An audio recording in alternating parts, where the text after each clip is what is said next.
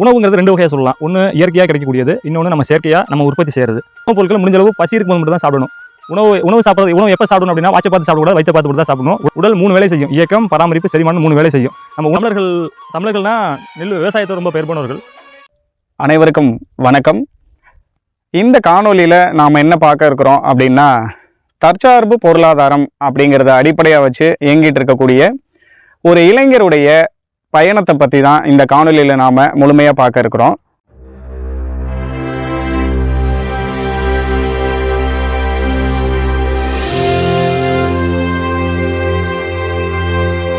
அந்த இளைஞருடைய பெயர் முத்துக்குமார்.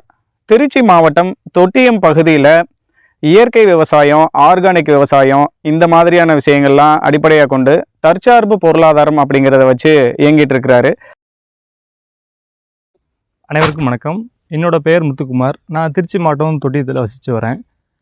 அடிப்படையில் நான் ஒரு முதுகலை கணிதம் முடிச்சிருக்கேன். ஒரு தனியார் பள்ளியில் கணித ஆசிரியராக பணியாற்றிட்டு இருக்கேன். அதே நேரத்தில் இயற்கை சார்ந்து, அதாவது நஞ்சில்லா உணவு, அதுவே நம் கனவுன்னு நம்மாழ்வார் ஐயா சொல்கிற மாதிரி, நம்ம சாப்பிடக்கூடிய உணவுப் பொருள் வந்து நஞ்சில்லாமல் இருக்கணும் அப்படிங்கிறதுக்காக ஒரு நஞ்சில்லா வேளாண்மை, அது பாரம்பரிய விவசாய முறைகளையும் அந்த விதைகளையும் தானியங்களையும் பயன்படுத்தி செய்யக்கூடிய வேளாண்மை முறைகளை கையில் எடுத்து ஒரு இளைஞர்கள் கூட்டமைப்பாக இயற்கை விவசாய கூட்டமைப்புங்கிற நண்பர்கள் கூட்டமைப்பு மூலிமா செஞ்சுக்கிட்டு இருக்கோம். அதே நேரத்தில் இந்த சமூகத்துக்கு இதை தாண்டி ஒரு விஷயத்தை கொண்டு போய் சேர்க்கணும். இப்போ நம்ம தனிப்பட்ட முறையெல்லாம் செஞ்சுட்டோம், இதை கொண்டு போய் சமூகத்துக்கு எப்படி சேர்க்கணுங்கும்போது, எங்கள் உள்ளூரில் இருக்கக்கூடிய ஒரு இளைஞர்கள் அமைப்பு, பசுமை மக்கள் இயக்கம் அப்படின்னு சொல்லி ஒரு அமைப்பு இருக்காங்க. அந்த அமைப்பு என்ன பண்ணுவோம் அப்படின்னா, இந்த நம்ம இளைஞர்கள்லாம் என்ன சேர்ந்து என்ன பண்ணுவோம், மரம் நடுறது, சுற்றுச்சூழலுக்கு எந்த வகையில் நம்ம மனிதர்களை எந்த அளவுக்கு உதவி செய்ய முடியும் அப்படிங்கிற, சூழலுக்கு எந்த வகையில் உதவியாக இருக்க முடியுங்கிற மாதிரி மரம் நடுறது, சின்ன சின்ன வகையில் குழந்தைகளுக்கிடையே ஒரு மர விதைகள், காய்கறி விதைகள் கொடுக்கறது, இந்த மாதிரியான விழிப்புணர்வு நிகழ்வுகளை தொடர்ந்து நடத்திக்கிட்டே வரோம். அதை சார்ந்து நம்மளுடைய சொல்கிற மாதிரி தான், நம்ம உணவு நல்ல உணவாக இருக்கணும். நம்ம அப்படியே சாப்பிட்ட உணவுப் பொருட்கள்லாம் மக்களுக்கு அறிமுகப்படுத்துறது புது விஷயமா இருக்குது. சிகப்பரிசிலாம் சாப்பிட்றது எப்படின்னு இருக்கும், அதெல்லாம் என்ன பண்ணணும் எப்படி பண்ணணும் தெரியாமல் இருக்கும். அதுக்காக தான் அந்த உணவு திருவிழா மாதிரியான ஏற்பாடுகள்லாம் கொண்டு வந்தோம். பாரம்பரிய உணவுகளை இன்றைக்கி நடைமுறை காலகட்டத்தில் இருக்கக்கூடிய உணவுப் பொருள் பதார்த்தங்களை எப்படி செஞ்சு பயன்படுத்துறதுங்கிறத கடந்த 3 ஆண்டுகளாக எங்கள் தொட்டியம் பகுதி மக்களுக்கு அதை நாங்கள் செஞ்சு அவங்களுக்கு சாப்பிட்றதுக்கு கொடுத்துக்கிட்டு இருக்கோம். இது ஒரு பெரிய நல்ல ஒரு மனநிறைவான ஒரு விஷயமாக நாங்கள் செஞ்சுக்கிட்டு இருக்கோம். தற்சார்பு பொருளாதாரம் அப்படின்னா, நம்ம சுற்றி இருக்க சூழலில் எந்த அளவுக்கு நம்மளால் அந்த சூழலை மட்டும் நம்பி வாழ முடியும், அந்த சூழலை நம்பி நம்மளால் வாழ்க்கை நடத்த முடியுங்கிறத ஒரு எளிமையான முறையில் என்னால் இயன்ற வகையில் நான் எடுத்து கொண்டு போயிட்டுருக்கேன். இதில் நான் தற்சார்பு பொருளாதாரம் என்னென்ன செய்கிறேன் அப்படின்னா, நம்ம பயன்படுத்தக்கூடிய அன்றாட பொருட்கள், நம்ம வாழ்க்கை முறை, உணவு முறை, இதெல்லாம் நமக்கு ஏற்ற வகையிலையும் நம்ம உடலுக்கு, நம்ம இந்த சூழலுக்கும் நல்ல ஒரு பயனுள்ள வகையில் இருக்கிற வகையில் நஞ்சில்லா உணவு, அதுவும் பாரம்பரிய உணவுகள், நம்ம பயன்படுத்தக்கூடிய அன்றாட பயன்பாட்டு பொருட்கள், இந்த சோப்பு, தைலம், பல்பொடி, இந்த மாதிரி பொருட்கள்லாம் நம்மளே எப்படி வீட்டிலேருந்து நம்ம இருக்கக்கூடிய வீட்டில் நமக்கு கிடைக்கக்கூடிய அருகாமையில் கிடைக்கக்கூடிய பொருட்களை வச்சு எளிமையாக எப்படி செஞ்சுக்க முடியும் அப்படிங்கிற மாதிரியான விஷயங்களை நானே என்னோட தேவைக்கு செய்ய ஆரம்பித்து, காலப்போக்கில் அது மற்றவங்களுக்கு சொல்லிக் கொடுக்க ஆரம்பித்தேன். ஒரு குறிப்பிட்ட காலத்திற்கு அது ஒரு விற்பனை வாய்ப்பு ஏற்படுத்தி கொடுத்துச்சு. அது ஒரு நல்ல ஒரு பொருளாதார சூழலையும் எனக்கு உருவாக்கி கொடுத்துச்சு. அதே நேரத்தில் தற்சார்பு பொருளாதாரம் அப்படின்னா, நம்ம பணம் மட்டும் சார்ந்த ஒன்றா நம்ம பார்க்க வேண்டிய அவசியம் இல்லை. நம்மளோட உடல், உணவு, நம்மளோட சொல், செயல் எல்லாமே நம்மளோட பொருளாதாரம் தான். அதை ஒட்டுமொத்தமாக நம்மளோட பொருளாதாரமாக பார்த்து, நம்ம ஒட்டுமொத்தமாக ஒரு மனிதனை ஒரு ஆளுமை மிக்க மனிதனாகவும் மிக எளிமையான சூழலுக்கு பொருந்தி வாழக்கூடிய ஒரு மனிதனாகவும் மாற்றக்கூடிய விஷயமாக தான் தற்சார்பு பொருளாதாரமாக பார்த்து, அதோட பார்வையில் என்னோடய பயணம் இருக்குது. எளிமையான வாழ்வு அப்படின்னா, நம்ம அன்றாட தேவைகளுக்காக இருக்கட்டும், நம்மளோட வாழ்க்கை முறைகளுக்காக இருக்கட்டும், நம்மளால் இந்த இடத்துல அந்த சூழல் நம்மளால் எந்த வகையில் தகவமைச்சு அந்த இடத்த வாழ முடியுமோ அந்த வகையில் நம்ம வாழ்ந்துக்கணும். நம்ம எந்த சூழலில் இருந்தால் சூழலோட பொருந்தி போய் வாழணும். சூழல்லேருந்து பெரிய அளவு நுகர்வு இருக்கக்கூடாது. நம்ம பயன்படுத்தக்கூடிய பொருட்களாக இருக்கும், நம்ம பயணம் செய்யக்கூடிய விஷயங்களாக இருக்கட்டும், எல்லாமே சூழலுக்கு பெரிய அளவு தீங்கு விளைவிக்காத வகையில் நம்ம அந்த மாதிரி விஷயங்களை கடைபிடிச்சனாலே போதும். நம்ம சாப்பிடக்கூடிய உணவு நல்ல உணவாக சாப்பிட்டோம் அப்படின்னா நமக்கு மருந்துங்கிற ஒன்று தேவைப்படாது. திருவள்ளுவர் சொல்லுவார், மருந்தென வேண்டாமல் யாக்கைக்கு அருந்தியது அற்றது போற்றி உண்ணின்னு. நம்ம சாப்பிடக்கூடிய உணவுக்கு அளவாக சாப்பிட்டா போதுமானது. அந்த அளவுக்கு நம்ம எளிமையாக இருந்தோம்னா போதுமானது. நம்மளோட வாழ்க்கை எந்த ஒரு பிடியிலும் இல்லாமல் சுதந்திரமாக வாழ முடியும். இன்றைய காலகட்டத்தில் நம்ம இந்த இயற்கை வேளாண்மை பொருளாதார ரீதியாக கை கொடுக்குமான்னு பார்த்தோம் அப்படின்னா, நிச்சயமாக கை கொடுக்கும். நான் இந்த வகையிலே அதை உதாரணமாக சொல்லலாம். நாங்கள் முதல் ஆரம்பிக்கும் பொழுது ஒரு 5 பேர் சேர்ந்து வேளாண்மை செய்கிறதுக்காக ஒரு 8 ஏக்கர் தொட்டியை சுற்றி இருக்க பரப்பளவுகளை சுற்றி விவசாயம் செய்கிறதுக்காக செய்ய ஆரம்பித்தோம். ஆளுக்கு அதில் ஒரு 30,000 to 50,000 வரைக்கும் ஒருத்தருக்கு செலவாச்சு. நாங்கள் முதல் வருஷம் செஞ்சோம். இதில் மாப்பிளை சம்பா போட்டோம். எனக்கு அந்த ஒரு முதலீடு மட்டும்தான் இன்னும் வரைக்கும். அதுக்கப்புறமேட்டு மாப்பிளை சம்பா, அடுத்த வருஷம் வந்து ஆத்தூர் கிச்சடி சம்பா, அதுக்கப்புறம் சீரக சம்பா, சொர்ண மசூரி. இந்த வருஷம் திரும்ப ஆத்தூர் கிச்சடி சம்பா போட்டிருக்கோம். இது வரைக்கும் நான் இந்த வருஷம் தான் ஒரு 10-12,000 எக்ஸ்ட்ரா பணம் போட்டிருக்கேன். ஏன்னா வரப்பு கட்டமைப்பு செஞ்சதுக்காக ஒழிய, அதை தவிர நான் அந்த பணத்துலேருந்து என்னோடய வீட்டு தேவைக்காக பயன்படுத்திக்கிட்டு இருந்து இது வரைக்கும் என்னால் தொடர்ந்து பயணிக்க முடியுது. அந்த ஒரு பணமும் திரும்ப முதலீடு தான் இங்கே இருக்குது. பொருளாதார ரீதியாக கை கொடுக்கறது ஒரு பக்கம் இருந்தாலும், இது நம்மளோட பாரம்பரியமிக்க ஒரு விஷயம். நம்ம தமிழர்கள்னால் விவசாயத்தை ரொம்ப பெயர் போனவர்கள். நம்ம செய்யக்கூடிய விவசாய முறை வந்து எந்த விதத்திலும் நமக்கு இன்னும் நம்ம என்ன சொல்லலாம் அப்படின்னா, அது நமக்கு உணவு மருந்தாக பயன்படக்கூடிய ஒரு விஷயம். நம்ம நெல் மட்டும்தான் எல்லா காலத்துக்கும் ஏற்ற ஒரு உணவு. எல்லா நேரத்துலையும் சாப்பிட்லாம். எல்லாருமே பயன்படுத்தக்கூடிய ஒரு உணவாக தான் இருக்குது நெல். பாரம்பரிய அரிசியை பொறுத்தவரை மட்டும் இந்த நெல்கள் சாப்பிட்றனால நமக்கு எந்த நோய் நொடி வரப்போகிறது கிடையாது. நம்மளோட மரபை மீட்டெடுக்கக்கூடிய ஒரு விஷயமா இந்த இயற்கை விவசாயம், இந்த பாரம்பரிய விதைகளை கொண்டு செய்யக்கூடிய விவசாயம் ஒரு விஷயமா அமையப்போகுது. நம்மளோட உணவு முறை, வாழ்க்கை முறையை பொறுத்த மட்டில் உணவுங்கிறது 2 வகையாக சொல்லலாம். ஒன்று இயற்கையாக கிடைக்கக்கூடியது, இன்னொன்று நம்ம செயற்கையாக நம்ம உற்பத்தி செய்கிறது.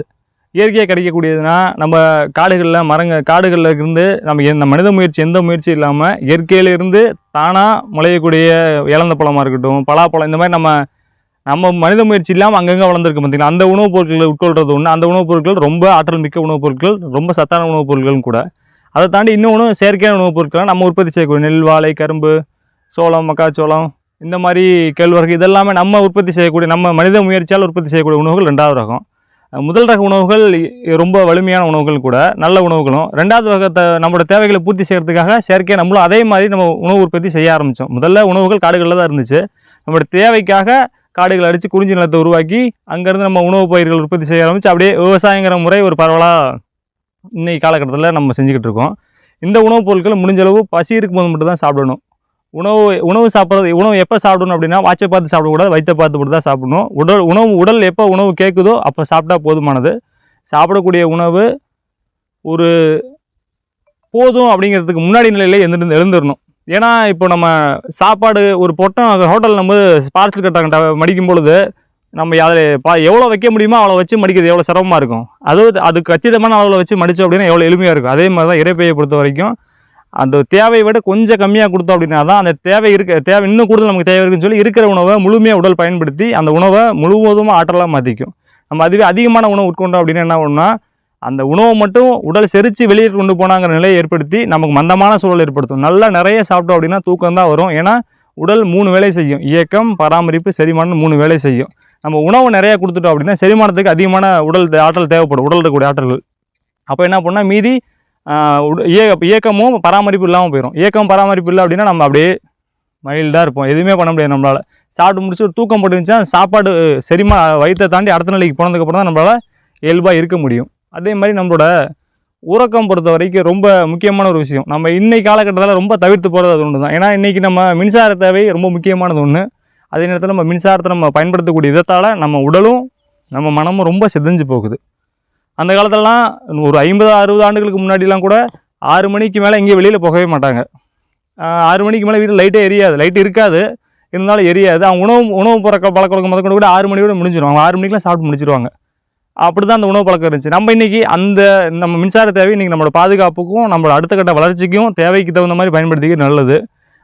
அதே மாதிரி நம்ம உணவு முறை வந்து சூரிய ஒளி இருக்கிறதுக்குள்ளே சாப்பிட்டு முடிச்சிடணும். ஒரு 6 மணி இல்லை நான் இன்னும் பரவாயில்லன்னு கொஞ்சம் நேரம் தள்ளி எனக்கு சூழல் அப்படி அமையலை அப்படின்னா பசி இருந்தால் 8 மணிக்குள்ளே சாப்பிட்டு முடிச்சிடணும். இன்னும் நல்ல உணவு முறை என்ன சொல்லுவாங்க, காலையில் நீர் உணவுகள் எடுத்துக்கணும், மதிய திட உணவுகள், இரவு பல உணவுகள். இந்த மாதிரியான உணவு பழக்கத்தை வச்சுக்கிட்டோம் அப்படின்னா செரிமான மண்டலம் ரொம்ப சிறப்பாக இருக்கும். நம்மளோட மிதவெப்ப மண்டல பகுதிக்கு வெப்பமண்டல பகுதியை பொறுத்த வரைக்கும் நீர் உணவுகளை அதிகமாக எடுத்துக்கிறது ரொம்ப சிறப்பாக இருக்கும். அதுவும் பசி இருக்கும்போது எடுத்துக்கிட்டது ரொம்ப ஆற்றலும் கூட. பசி இல்லாத சாப்பிட்ற உணவு நம்ம உடலுக்கு பயன்படாது. அது ஒரு விளைவிக்கக்கூடிய ஒரு விஷயமாக தான் அமையும்.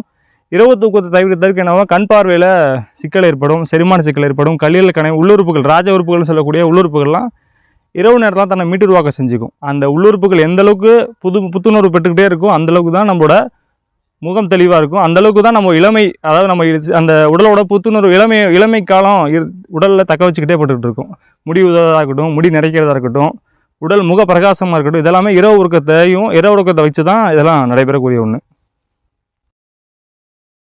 இந்த இயற்கை விவசாய முறைகளை நாங்கள் மட்டும் செய்கிறது மட்டும் இல்லாமல் எங்கள் சுற்றி இருக்க பகுதிகளுக்கு பரவலாக்கம் செய்கிறதுக்காக எங்களால் முடிஞ்ச சின்ன சின்ன உதவிகளை முன்னெடுத்துக்கிட்டு தான் இருக்கோம். எங்களோட இணைஞ்சு விவசாயம் செய்கிறதுக்கு ஆர்வப்படுறவங்களோட நாங்களும் இணைஞ்சு பணியாற்றிக்கிட்டோம். கடந்த இப்போ 4-5 வருடங்களாக அப்படி தான். நான் விவசாய முறை இந்த ஊரில் நான் கற்றுக்கிட்டதும் அப்படி தான் கற்றுக்கிட்டேன். எனக்கு ஒருத்தர் சொல்லிக் கொடுத்தாரு. அவரோட பயணித்து 1 ஆண்டு காலம் 2 ஆண்டு காலம் அவரோட பயணித்ததில் அந்த அனுபவத்தின் அடிப்படையில் நான் தனிப்பட்ட முறையில் என்னோட நண்பர்கள் வட்டத்தில் செய்ய ஆரம்பித்தேன். நாங்கள் இன்னும் அப்படி தான் செஞ்சுக்கிட்டு இருக்கோம். இன்னும் அந்தந்த சூழலுக்கு தகுந்த மாதிரி விவசாயம், அந்த மண்ணுக்கு தகுந்த விவசாய முறைகளை நுட்பமாக கடைபிடிக்கும் பொழுது கண்டிப்பாக நம்ம எந்த வகையில் பார்த்தாலும் ரொம்ப சிறப்பான ஒரு விஷயமாக தான் அமையும். இந்த இயற்கை வழிகளுக்கு வர நினைக்கிறவங்களுக்கு என்னோட பார்வையிலேருந்து ஒரு சின்ன அறிவுரை என்ன அப்படின்னா, நம்ம இன்றைக்கி இருக்க காலகட்டம் நம்மளோட மரபில் இருந்து மீண்டு வந்து ஒரு சிக்கலான வாழ்வியல் முறையில் இருக்கிறோம். ஆனால் நமக்கு தேவையானது அந்த வாழ்வியல் முறை. இப்போ இங்கேருந்து நாங்கள் நோக்கிய பயணத்தில் இருக்கும்பொழுது இங்கே இருக்கக்கூடிய பொருளாதார சூழலை பெரும்பாலும் சிதைச்சிக்கிட்டு அங்கே போக வேண்டாம். முதல்ல அதை பற்றின முழுமையான அறிவு பெற்றுக்கிட்டு இந்த நிலை இருந்துக்கிட்டு அங்கே நம்மளால் என்ன செய்ய முடியுமோ அதை செஞ்சுக்கிட்டே இருக்கணும். ஒரு கட்டத்துக்கு மேலே இல்லை இந்த சூழலை விட இந்த சூழல் நம்மளை பெருமளவு கை கொடுக்கும். ஏன்னா நம்ம இங்கே இருக்கிறது 2க்கும் இணையான வாழ்க்கை முறையில் தான் இங்கே இருக்கிறோம். அதை நம்ம மனசில் வச்சுக்கணும். அதை வச்சுக்கிட்டு நம்ம அதுக்கு தகுந்த மாதிரி நகர்ந்துக்கிட்டே போனோம் அப்படின்னா தான் நம்மளோட பயணம் ரொம்ப எளிமையாக இருக்கும். இல்லாட்டி ரொம்ப சிக்கலாக அமைஞ்சிடும். இல்லை நான் என்னோடய பணி சூழல் அப்படி இருக்குது, என்னால் முடியல, இல்லை நான் விட்டுட்டு நான் இது விவசாய முறைக்கு முழுவதும் வந்துடலாம். நமக்கு தெளிவான சிந்தனை இருக்கணும். அதே நேரத்தில் எதையும் பொறுத்து கொள்ளக்கூடிய ஒரு தாங்கு சக்தி இருக்கணும். எந்த சூழல் வந்தாலும் நான் தாங்கி நிற்கிறேன் அப்படிங்கிற திறன் இருந்துச்சு அப்படின்னா சிரமம் இல்லை. இல்லை நான் பாதுகாப்பாக நகரணும் அப்படின்னு நினச்சிங்கன்னா பொருளாதாரத்தில் பாதிப்பு இல்லாத வகையில் ரொம்ப சிக்கல் இல்லாமல் வரணும். இது இன்னும் நம்மளோட இன்னும் என்ன சொல்லுவார் அப்படின்னா, என்ன வேலைக்கு வேணா இப்போ எங்கே வேணா செய்ய, ஞானப்பிரகாசம் செய்யக்கூட அதான் சொல்லுவாங்க. என்ன வேலை வைக்கணும்னா செய், விவசாயமும் செய். எந்த ஒரு வேலை செஞ்சாலும் உனக்குன்னு ஒரு ஏக்கர். நம்ம அந்த வகையில் நம்ம விவசாய முறைகள் நம்ம ஓய்வு நேரத்தில் போய் செஞ்சோம் அப்படின்னாலே அந்த வேலைகளை பெருமளவில் செஞ்சிட முடியும். அந்த விவசாய வேலைகளை செஞ்சுட்டு தண்ணீர் ஏற்படும். அப்போ நம்ம முழுமையான விவசாய சூழலுக்கு வந்துட்டோம் அப்படின்னா நம்மளோட வாழ்வு ரொம்ப சிறப்பாகவும் பாதுகாப்பானதாக அமையும்.